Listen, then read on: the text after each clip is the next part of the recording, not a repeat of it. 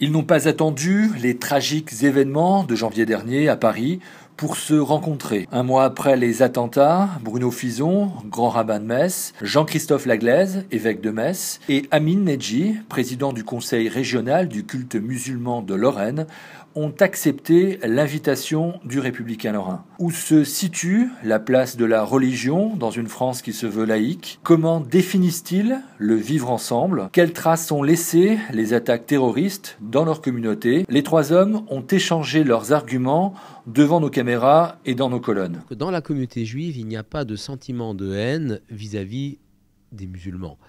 Nous comprenons bien et nous faisons bien la distinction entre ce qui est l'islam radical, dangereux et qui utilise la violence à des fins politiques, et la grande partie des musulmans de France avec qui nous avons des rapports amicaux et fraternels.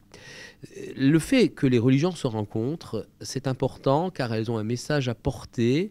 Elles doivent ensemble s'unir pour dire non à l'intolérance, oui à la volonté du vivre ensemble. C'est notre contribution au bien-être de la République. Autant les musulmans sont les premières victimes de terrorisme au niveau international, autant ils ont été aussi victimes de ce qui est passé dernièrement, puisque les criminels qui ont commis cet acte odieux se prévalaient de la religion musulmane, à tort bien entendu. Dans la communauté catholique, la trace, c'est de refuser l'amalgame entre des terroristes et la religion musulmane. Nous faisons partie d'un pays.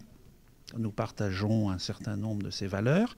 Alors, la place des religions dans une France qui se veut laïque, c'est de permettre l'espace où, justement, pour faciliter le vivre ensemble, ceux qui ont une foi religieuse ou des convictions autres que religieuses puissent vivre ensemble et le vivre paisiblement et avec liberté.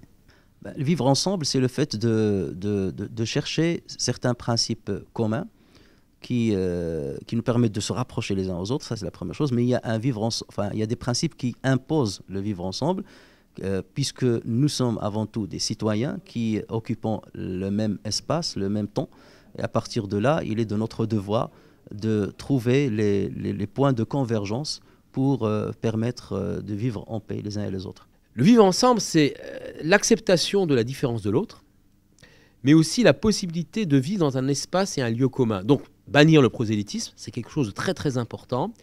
Accepter comme intangibles les lois de la République. Pour notre part, c'est important parce qu'au cœur même de nos textes, il est écrit que la loi du pays fait force de loi. C'est ce qu'on appelle aussi le bien commun.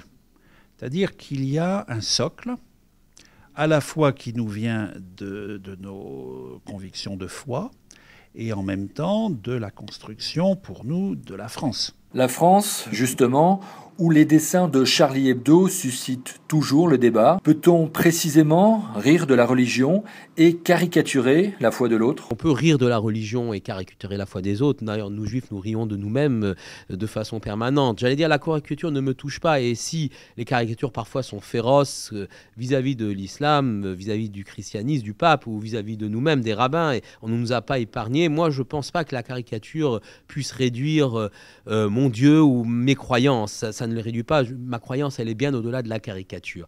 Donc là, oui, liberté de caricature, cela ne me dérange pas, cela ne pose pas de problème. Attention quand même à une ligne rouge qui s'appelle l'appel à la haine. Lorsqu'on appelle, on stigmatise une population parce qu'elle est différente, parce qu'elle croit en une certaine religion, parce qu'elle a une ethnie différente ou je ne sais quoi, ça s'appelle de l'appel à la haine. Et là, la loi est là pour la sanctionner. Il y a à la fois la liberté d'expression, de caricaturer, de se moquer. Alors en plus, c'est très dans l'esprit français, gaulois. Mais il y a un moment où, quand on touche à des racines très profondes de personnes, par exemple, je ne sais pas si beaucoup de personnes aiment que l'on se moque ou caricature sa mère. Alors, je pense que la foi est quelque chose qui anime des personnes, et c'est là qu'il faut renvoyer à la conscience de chacun et à mesurer les effets qu'une moquerie, une caricature, tout ça va pouvoir provoquer. Donc c'est aussi un appel à la fois, mais c'est très délicat, c'est très subtil, à la fois maintenir cette liberté d'expression, on peut se moquer et tout, et puis il y a le moment où l'on blesse profondément quelqu'un. on est dans un pays qui a une certaine culture qui est ancrée depuis un siècle. Donc à partir de là, on ne va pas revendiquer la mise en place d'une loi pour interdire aux gens de se moquer de la religion, de rire de la religion. C'est ainsi qu'on a instauré la question de la liberté d'expression.